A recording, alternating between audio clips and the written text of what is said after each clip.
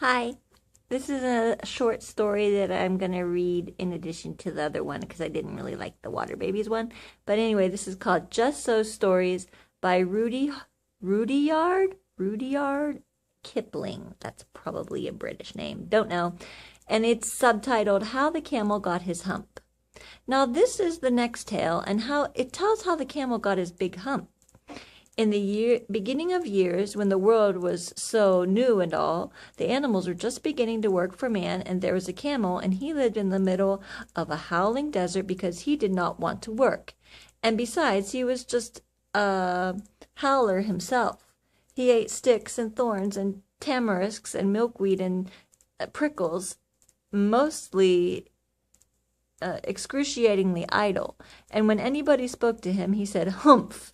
Just humph, and no more.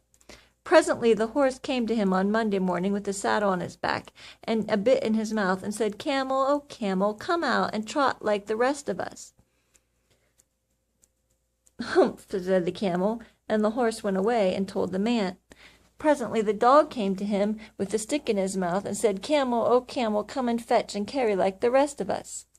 "Humph," said the camel, and the horse went away and told the man. Presently the ox came and with a yoke on his neck and said, "Camel, oh camel, come and plow like the rest of us." "Humph," said the camel, and the ox went away and told the man. At the end of the day the man called the horse and the dog and the ox together and said, "Three, oh three, I'm very sorry for you, with the world so new and all, but that hump thing in the desert can't work. And he would have been here by now, so I'm going to leave him alone, and you must double up your work to make up for it." That made the three very angry. With the world so new and all, they had helped Palaver and Indaba and Punchayet and Pow Pow. I don't know what those people are, who those people are, at the edge of the desert, and the camel came chewing milkweed most excruciatingly idle and laughed at them, and he said, "Humph," and went away again. Presently there came along a djinn in charge of all deserts. I think it's like some kind of evil spirit or something. I don't know, like a wizard.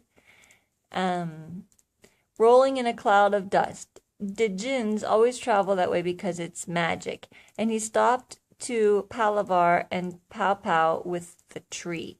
"The jinn of all deserts," said the horse, "is it right for any one to be idle, with the world all so new and everything?" "Certainly not," said the jinn.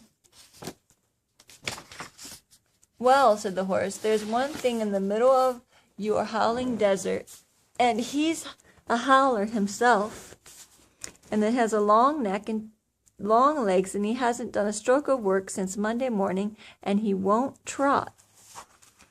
He says, 'Hump.'" "Well," said the djinn, whistling, "that's my camel, and for all the gold in Arabia, what does he say about it?" "He says 'Hump,'" said the dog, "and he won't fetch and carry." "Does he say anything else?" "Only 'Humph,' and he won't plow," said the ox. "Very good," said the djinn. "I'll hump him if you will kindly wait a minute." Then the djinn rolled himself into a dust cloak and took a bearing across the desert and found the camel most excruciatingly idle, looking at his own reflection in a pool of water. "My long and bubbling friend," said the djinn, "what's this I hear of your doing no work, and the world so new and all?" "Humph," said the camel. And the djinn sat down with his chin on his hand and began to think of a great magic while the camel looked down at his own reflection in the pool of water. "You've given the three extra work ever since Monday morning, all on account of your excruciating idleness," said the djinn, and he went on thinking magics with his chin in his hand. "Humph," said the camel. "I shouldn't say that again if I were you," said the djinn. "You might say it once too often. Bubbles, I want you to work." The camel said "Humph" again, but no sooner had he said it than he saw on his back that he was so proud of, a puffing up into a great big lolloping hump. "Hump. Do you see that?" said the djinn. "That's your very own hump that you've brought upon your own self by not working. Today is Thursday, and you've done no work since Monday when the work began. Now you're going to work. How can I with this hump on my back? That's made on purpose. All because you missed those 3 days. You will be able to work now for 3 days without eating because you live on your hump.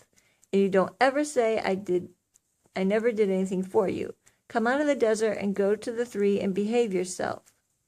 And the camel humped, I don't know what, all the way there and went away to join the 3. And from that day, this is the camel, why the camel always wears a hump. We call it Hump now, and not to hurt his feelings. But he has never yet caught up with the 3 days he missed at the beginning of the world, and he has never yet learned to behave.